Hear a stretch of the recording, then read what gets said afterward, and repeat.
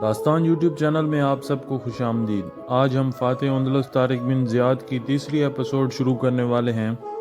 دونوں فوجوں کا آمنا سامنا دریائے گارڈلیٹ کے دائیں کنارے بحر محیط کے ساحل سے تقریباً 7 میل کے فاصلے مقام شریش میں ہوا۔ دونوں فوجوں نے آمنے سامنے ڈیرے ڈال دیے اور طرفین لڑائی کی تیاریوں میں مصروف ہو گئے۔ راڈرک کی یہ 1,00,000 سپاہ گھوڑوں اور قیمتی اسلحے سے آراستہ تھی۔ ادھر صرف 12,000 مجاہدین تھے، مگر ان کے پاس گھوڑے نہ تھے اور نہ مکمل اسلحہ تھا۔ ہاتھوں میں صرف ننگی تلواریں تھیں اور بعض کے پاس نیزے تھے۔ کاؤنٹ جولین اسلامی لشکر کے ہم رکاب تھا۔ وہ اپنی وفاداری کا وعدہ نبھا رہا تھا اور اس سلسلے میں اپنی بیٹیوں فلورینڈا اور میری کو یرغمال کے طور پر موسیٰ بن نصیر کے پاس بھیج چکا تھا کہ اگر وہ اس جنگ میں مسلمانوں کے ساتھ غداری کرے تو بے شک اس کی دونوں بیٹیوں کو کنیز بنا لیا جائے۔ کاؤنٹ جولین کے خاص آدمی دشمنوں میں مل جل گئے تھے اور جاسوسی اور تفرقہ اندازی کی حکمت عملی اختیار کیے ہوئے تھے۔ کاؤنٹ جولین کی وجہ سے شہزادوں نے طارق بن زیاد کی اطاعت قبول کر لی اور اسلامی لشکر کی مدد کرنے پر آمادگی ظاہر کی۔ اس کے علاوہ شہزادوں نے ایک شرط رکھی تھی کہ شاہی جاگیر اندلس کی نہایت ہی زرخیز علاقوں میں 3,000 کی تعداد میں تھیں۔ طارق بن زیاد نے ان شہزادوں کی وہ شرطیں قبول کر لیں اور دونوں میں خفیہ معاہدہ طے پایا۔ اس رازدارانہ عہد و پیمان کے بعد راڈرک کے لشکر میں یہ خیالات پھیلائے گئے کہ وہ سلطنت کا غاصب ہے۔ شاہی خاندان سے اس کا کوئی تعلق نہیں، اس کو کامیاب بنانے میں کوئی اپنی تباہی و بربادی خود کیوں مول لے۔ باقی رہے یہ مسلمان تو یہ چلتی پھرتی قوم ہیں، انہیں مال غنیمت چاہیے، انہیں اس ملک میں رہ جانے کی تمنا نہیں۔ بہتر ہے کہ انہی کے ہاتھوں اس غاصب راڈرک سے نجات حاصل کی جائے۔ پھر جب مال غنیمت لے کر یہ لوگ روانہ ہو جائیں گے تو اندلس کے شاہی تخت و تاج کے لیے کسی کو منتخب کر لیا جائے گا۔ راڈرک لشکر میں ان باغیانہ خیالات کے پھیلنے سے بے خبر تھا۔ وہ اپنی جنگی تیاریوں میں مصروف رہا، چنانچہ اس کے جاسوس بھی اسلامی لشکر کے گرد چکر کاٹ رہے تھے۔ اس نے مسلمانوں کی عام حالت کا اندازہ لگانے کے لیے اپنے آدمیوں کو بھیجا، مگر وہ اپنے آپ کو مسلمانوں سے چھپا نہ سکے، مگر مسلمانوں کے ہاتھ سے بچ نکلنے میں کامیاب ہو گئے۔ ان جاسوسوں نے اپنے جو تاثرات راڈرک سے بیان کیے وہ اس کے لیے اور حوصلہ شکن ثابت ہوئے۔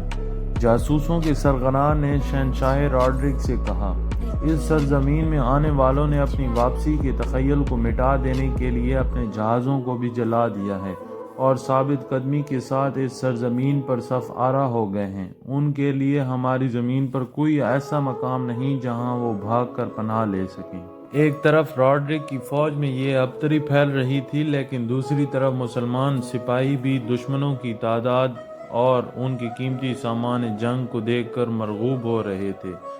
اسلامی لشکر کا سپہ سالار طارق بن زیاد بھی اس سے بے خبر نہ تھا، مگر وہ جلد ہی اس خوف و ہراساں کو دور کرنے میں کامیاب ہو گیا۔ چنانچہ اس نے اسی رات کو جس کی صبح کو لڑائی شروع ہونی تھی، مسلمانوں میں جوش و ولولہ اور عزم و استقامت کی روح پھونکنے کے لیے اس نے اسی رات کو بڑی پرزور تقریر کی جس نے مسلمانوں کے ڈوبتے دلوں کو سنبھالا۔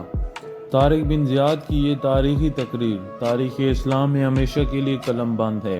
اس نے اللہ تعالیٰ کی حمد و ثنا کے بعد کہا، مسلمانوں یہ خوب سمجھ لو کہ تمہارے آگے دشمن کا یہ لشکر جرار ہے اور تمہارے پیچھے ٹھاٹے مارتا ہوا سمندر۔